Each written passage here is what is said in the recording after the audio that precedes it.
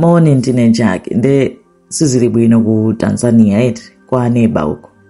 After my elections apa 29 October zinthu zasokonekera. Anthu ali munsewu akupanga mademo, akukoleza zinthu, akubloka misewu. Edi iyi ndi political crisis yayikulu kwambiri kupangika ku Tanzania.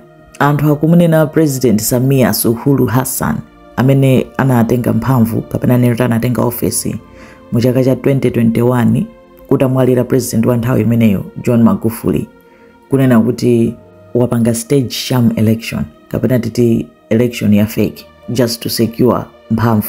Madera ngati ku Dar es Salaam ndi ku Mwanza party yake ya Hassan yapanga declare kuti ya wina ndi more than 95% ya mavote edi. Ndi opposition akunena kuti zosatheka ndipo ndizabodza. Akuti it's mathematically impossible. Ndipo akufuna umboni. Ndi mamonitors ya kuma elections apanga report kuti mabaloti amasowa, kumakhala presence ya military.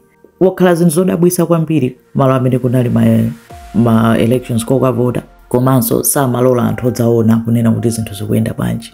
Ndi anthu analokwiya kwambiri eti azimisira internet kuti anthu asamachite coordinate komanso asamayankhulane. Ndi yozimisa internet sikwira. Masiku ano ndi masiku tikukhala mu internet age. Ndi maiko ena amene kumakhala zozimisidwa internet amapezeka kuti mademo achano amakula kwambiri fa anthu amakanga na kupsa mtima kuti mukanga ndi mukutiphimba m'maso eti. Ndi ku Tanzania so apanga method yozimisa internet. Ndi akuti anthu akugwiritsa ntchito app inayo tchedwa Zelo kuti azichita communicate kuti mwazimisa internet tizigwiritsa ntchito izi. Ndi anthu akupanga di communicate, akubloka misewu, akuyatsa mateyala, pamene polisi akuponya matear gas. Ku Dar es Salaam ayika nighttime curfew kusozera awayira malire kuti ikakwana nthawi kuti alisasapezekeso msewu, alisakhale kwawo. European Union yanena kuti my elections yake ndi sham za fake zokhazoka zoti akhala kuita coordinate paka nthawi eti. Akuti President Hassan wanena kuti ma results iwo ali constitutional ndipo zonse zaenda bwino.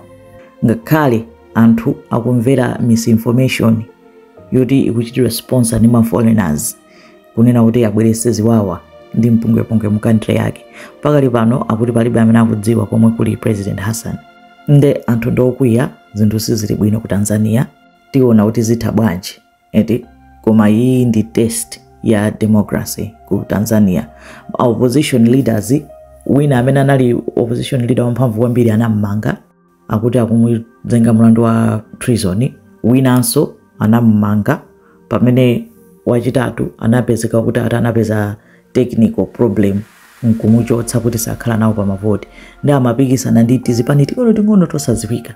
Pamene zipani zeni zoyenera kupikisana nazo anakhanga kuti wazichotsa. Palibe, it's almost like palibe amene akupikisana naye kweni. Al Jazeera apanga report kuti opposition ya ku Tanzania yanena kuti pamwalira anthu ambiri oposa 350 paziwawa zomwe zachitika masiku amenewo. Nde izo ndi zomwe zikupangika ku Tanzania kwawirira. Ife maneba tikuonerera zikomo kwambiri.